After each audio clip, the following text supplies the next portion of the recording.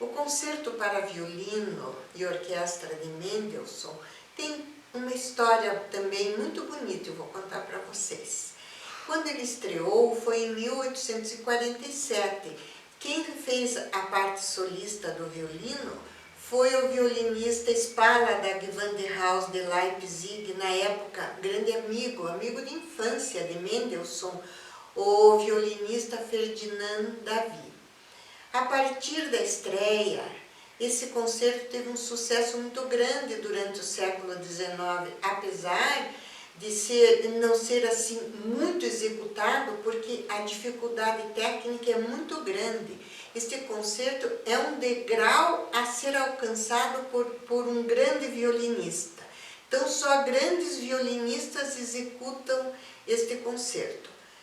Começou o século XX, vieram as guerras mundiais, Revolução Russa, Alemanha nazista, e na Alemanha nazista a obra de Mendelssohn foi banida, por ele ser judeu, e não se executou mais.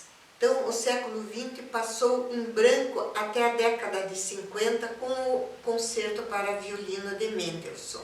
Em 1951, o violinista israelense-americano Yehud Menuhin redescobriu a partitura num acervo de um musicólogo e um colecionador, e reestreou em 1952 no Carnegie Hall, trazendo à vida novamente essa preciosa obra musical. O concerto vai ter uma outra grande novidade.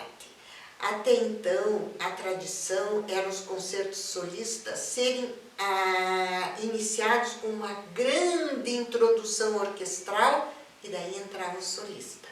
Mendelssohn novamente inovou, começando já no primeiro movimento, de início o solo do violino apresentando o tema musical principal.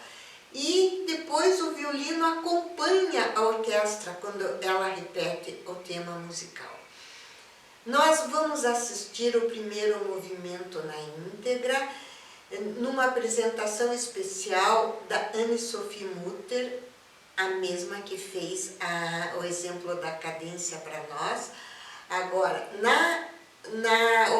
com a orquestra de Van der Haus de Leipzig, na sede da orquestra em Leipzig, nos mesmos moldes da sua estreia de 1847, também regida por Kurt Masur. É com essa peça que nós vamos encerrar a nossa aula hoje, com esta apresentação. Queria reforçar a vocês a importância que foi esse músico completo, Felix Mendelssohn. No momento em que ele criou o concerto histórico, trazendo para o repertório do seu tempo de concertos obras de Bach, Haydn, Mozart, Beethoven, ele foi o primeiro a perceber, a ter a percepção deste encadeamento da evolução da história da música ocidental tão jovem. Isso abriu um campo para estudos de musicólogos, pesquisadores e o entendimento do público também.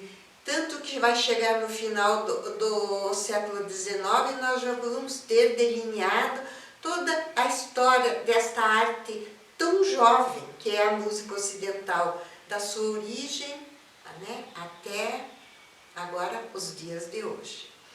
Mendelssohn, em 1847, que foi a data da estreia do seu concerto de violino, logo após essa estreia, ele recebeu uma notícia que o chocou muito. A sua irmã, Fanny, que era uma companheira intelectual, afetiva, eram muito ligados, eram almas gêmeas, se entendiam muito nas suas ideias musicais e intelectuais.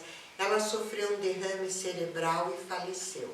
Quando Mendelssohn recebeu a notícia, o choque foi tão grande que ele desmaiou e os médicos diagnosticaram que ele teve uma trombose cerebral. Ele veio a falecer 6 meses depois de um infarto. Ele não sobreviveu à perda, né, desta irmã tão querida. Ele faleceu em Leipzig e foi enterrado em Berlim, chocando o mundo musical europeu na época por este falecimento tão precoce, aos 38 anos. Mas deixou muita coisa, uma obra fantástica e um papel tão importante no desenvolvimento da música clássica, da música ocidental. Me despeço de vocês com o primeiro movimento do Concerto para Violino e Orquestra de Felix Mendelssohn, na execução de Anne-Sophie Mutter.